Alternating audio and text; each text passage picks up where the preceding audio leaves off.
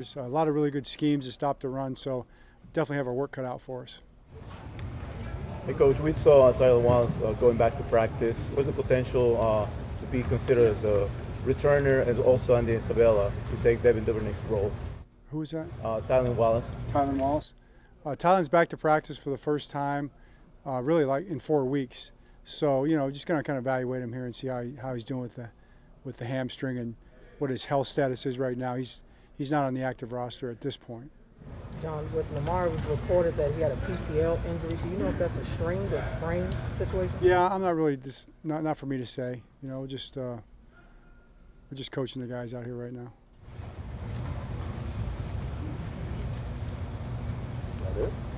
John, I think J.K. and Gus both have said they're not at totally 100% full strength right now. They're hoping to get stronger. When you're dealing with those kind of running backs that know that maybe not at full strength, do you have to put them on like a snap or carry count at all? We don't have them on a snap or carry count right now. We're kind of doing it just situation of the game because you have two guys like that, and also Justice is a very good back. I don't think there's going to be too many reps for those guys. They're probably all going to want more reps than they're getting anyway, so it hasn't been so much of an issue for us. John, what was your reaction to seeing Ed Reed become the new head coach at Bethune-Cookman? Bethune-Cookman got a great coach, got a great football man. Yeah, I was very excited for Ed. For one thing, because I know that he's been working on that. He's been at the University of Miami as an assistant coach and doing a great job down there. Then to get the opportunity to run his own program, I know he'll do a great job. Of course, we'll support him every way we can. And Bethune-Cookman made a great hire. In that same vein, what was your reaction to seeing Jerry Rosburg become the head coach of the Broncos? Yeah, I would echo the same thing. Exactly what I said about Ed. But Jerry's a good man. I know he's been contributing there and helping out. So he's probably I'm sure the team's comfortable with him. He with them. And Jerry, I always believe Jerry Rosburg would have been, could have been, can be a great head coach. No doubt about it. I've always felt that.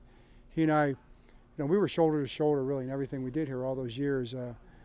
Just a great football man, great leader, has every quality, every trait for it. So I'm sure they'll have, it'll be a great week for them, I'm sure. John, whether it's Ed Reed or any other player that you've coached who's moved on to the coaching ranks, is it noticeable to you when you see them as players that they kind of have that bet to them?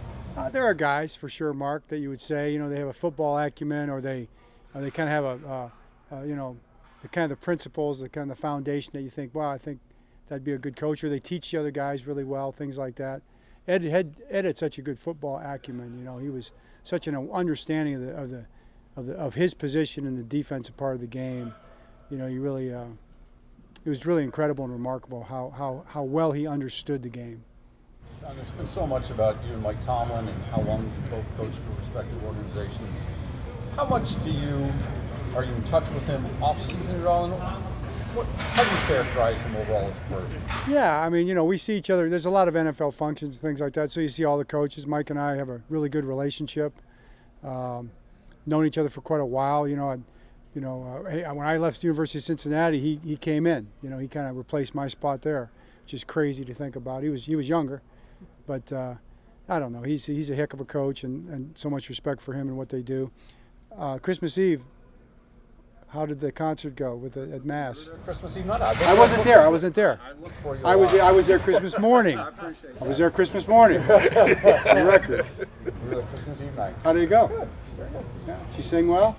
She didn't sing Christmas Eve night. No, she didn't sing Christmas Eve night. Oh. She sang previously. Oh, she sang previously.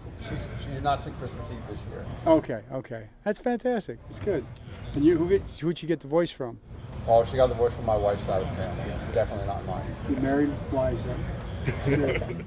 Married talent, right? Married talent. It's good for your kids. Yeah. John, I guess we're going to end on that, no? Oh, okay.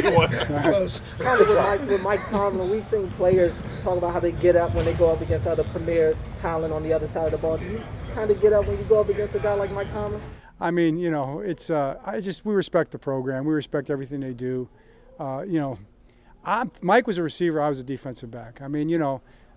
I don't know what kind of receiver he was back in the day.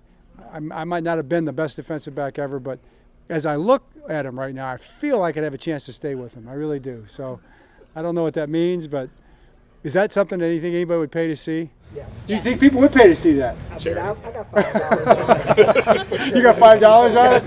Okay, all right. That's probably about what it'd be worth.